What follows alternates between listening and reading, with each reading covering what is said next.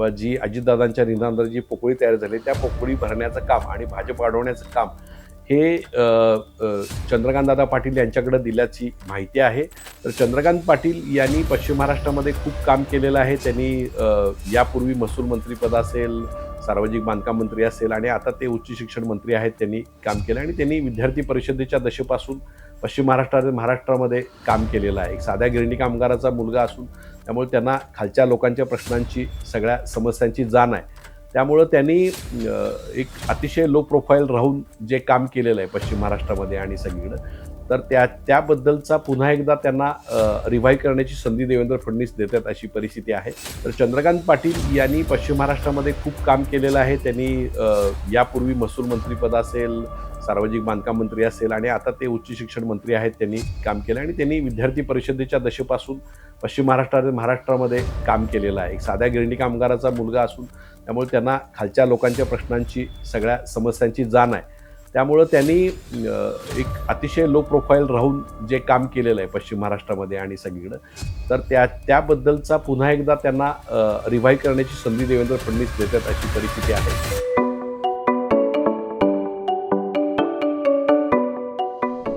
नमस्कार, मी हनुमंत मोहिते .सोनेरा आहे माझ्या यूट्यूब चॅनलवर आपल्या सर्व प्रेक्षकांचं स्वागत आहे. जिल्हा परिषद अध्यक्षपदाची निवडणूक आता जवळ आलेली आहे आणि अजितदादांच्या एका दुर्दैवी मृत्यूमुळे पश्चिम महाराष्ट्रामध्ये एक प्रकारची पोकळी नेतृत्वामध्ये सुरू झाली आहे. येई भरण्यासाठी एकनाथ शिंदेचा प्रयत्न एका बाजूला सुरू आहे, एका बाजूला भाजपचा प्रयत्न सुरू आहे, एका बाजूला राष्ट्रवादीच्या नेत्याचा सुरू आहे. तर त्याच्यामध्ये एक खात्रीलायक माहिती अशी येते की देवेंद्र फडणवीस यांनी पश्चिम महाराष्ट्रामध्ये जे भाजप वाढीचं जे काम आहे किंवा जी अजितदादांच्या निधनानंतर जी पोकळी तयार झाली त्या पोकळी भरण्याचं काम आणि भाजप वाढवण्याचं काम हे चंद्रकांतदादा पाटील यांच्याकडे दिल्याची माहिती आहे. आणि नुकतीच त्याच्याबद्दल चंद्रकांतदादा पाटील आणि देवेंद्र फडणवीस यांच्यामध्ये एक सविस्तर मिटिंग झाली आणि त्याच्याबद्दलचा आराखडा एक तयार झाल्याचं एक वृत्त आहे. तर चंद्रकांत पाटील यांनी पश्चिम महाराष्ट्रामध्ये खूप काम केलेलं आहे. त्यांनी यापूर्वी महसूल मंत्रीपद असेल, सार्वजनिक बांधकाम मंत्री असेल आणि आता ते उच्च शिक्षण मंत्री आहेत. त्यांनी काम केलं आणि त्यांनी विद्यार्थी परिषदेच्या दशेपासून पश्चिम महाराष्ट्रामध्ये काम केलेलं आहे. एक साध्या गिरणी कामगाराचा मुलगा असून त्यामुळे त्यांना खालच्या लोकांच्या प्रश्नांची, सगळ्या समस्यांची जाण आहे. त्यामुळं त्यांनी एक अतिशय लो प्रोफाईल राहून जे काम केलेलं आहे पश्चिम महाराष्ट्रामध्ये आणि सगळीकडं, तर त्याबद्दलचा पुन्हा एकदा त्यांना रिवाईव्ह करण्याची संधी देवेंद्र फडणवीस देतात अशी परिस्थिती आहे.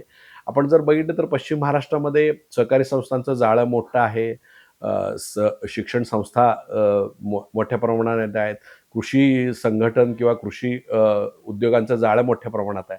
तर अशा पश्चिम महाराष्ट्रामध्ये अजितदादांच्या जाण्यामुळे एक मोठी पोकळी तयार झालेली आहे आणि शरद पवारांची तब्येत सुद्धा आता त्यांना साथ देत नाही. त्यामुळं पश्चिम महाराष्ट्रामध्ये जो राष्ट्रवादी आणि काँग्रेसच्या मतांचा बालेकिल्ला आहे, तर त्याच्यामध्ये पूर्णपणे पकड मिळवण्याची जी एक भाजपची खेळी आहे, त्या खेळीला चंद्रकांतदादा आता मुहूर्तसमोर देण्याची शक्यता आहे.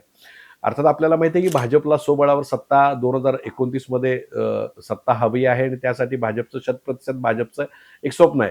त्यामुळं ते स्वप्न आता कोकणामध्ये त्यांनी बऱ्यापैकी जर त्यांची कमजोर होती तिथं त्यांनी नितेश राणे यांच्या मार्फत डेव्हलप केलेलं आहे. त्यानंतर मुंबई MMRD रिजनमध्ये सुद्धा त्यांनी मोठी ताकद डेव्हलप केलेली आहे. मराठवाडा विदर्भामध्ये त्यांची ताकद होतीच. तर अशा परिस्थितीमध्ये पश्चिम महाराष्ट्रामध्ये जे एक पोकळी तयार झालेली आहे, तर ती भरण्यासाठी चंद्रकांत दादांच्याकडे त्यांनी जबाबदारी दिलेली आहे. आपल्याला माहिती आहे की भाजपनं पुणे असेल, पिंपरी चिंचवड असेल, कोल्हापूर असेल, इचलकरंजी असेल आणि सांगली असेल, या 5 महानगरपालिका भाजपनं जिंकलेल्या आहेत. त्यामुळे चंद्रकांत दादांसाठी या 5 महानगरपालिकांचा कॉरिडॉर तयार करणं, त्या दृष्टीनं या शहरांच्या पायाभूत सुविधांसाठी विकास करणं हा एक त्यांना टास्क देण्यात आलेला आहे की जेणेकरून ह्या शहरावर भाजपची मजबूत पकड होईल. त्यामुळं आगामी काळामध्ये चंद्रकांत दादा आपल्याला केंद्रातील जो शहरांचा निधी आहे तो वापरताना किंवा त्यानंतर राज्याचा निधी आणून या 5 शहरांचा कॉरिडॉर करणं, या 5 शहरांच्या वाहतूक कोंडी असेल, या शहराच्या पाणी पुरवठा योजना असतील, तुमच्या ड्रेनेज योजना असतील, ह्या सगळ्यांच्यावर आपल्याला काम करताना दिसतील. त्यानंतर या सगळ्या गोष्टीमध्ये सांगली कोल्हापूरचा हायवे असेल, त्यानंतर आपले विमानतळाचे प्रश्न असतील, कोल्हापूरचा विमानतळाचे काही प्रश्न असतील, सांगलीच्या कोल्हापूर विमानतळाचा प्रश्न असेल, तर याच्याबद्दल सुद्धा चंद्रकांत दादांना एक टार्गेट देण्यात आलेलं आहे. एक आपल्याकडं जो ड्रायपोर्ट आहे त्याच्याबद्दल सुद्धा एक टार्गेट त्यांना देण्यात आलेलं आहे. त्यामुळं विकास कामाच्या दृष्टीनं एक मोठं टार्गेट त्यांना दिलेलं आहे. जिल्हा परिषद निवडणुकीचं आपण जर पाहिलं तर सातारमध्ये जिल्हा परिषद अध्यक्ष भाजपचा होईल, त्यानंतर सोलापूरमध्ये पण अध्यक्ष त्यांचा होईल अशी परिस्थिती आहे आणि कोल्हापूर आणि पुण्या ठिकाणी त्यांना सत्तेत वाटा मिळेल अशी परिस्थिती आहे. त्यामुळे जिल्हा परिषदेच्या मार्फत सुद्धा या कामाचा उपयोग ते करून घेतील आणि जे सहकार चळवळीमध्ये असेल किंवा सगळ्या गाव पातळीवरचा विषय असेल तर त्या गोष्टीत सुद्धा त्यांना टार्गेट देण्यात आलं आहे. अर्थात चंद्रकांत पाटील हे मराठा नेतृत्व असल्यामुळं इथं पश्चिम महाराष्ट्रामध्ये मराठा नेतृत्वाची पोकळी आहे.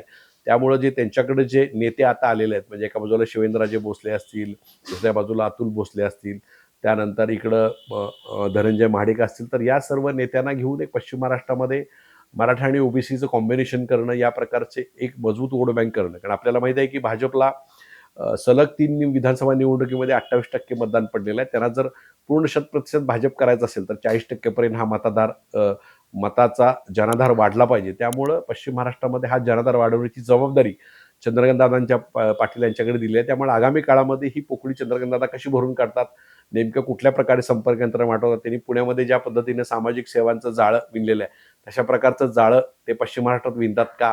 नेमकं कृष्णा खोरेच्या प्रकल्पाबद्दल काय करतात? इथल्या रोड प्रोजेक्टबद्दल काय करतात? तर या सगळ्यावर आपण लक्ष ठेवून राहूया.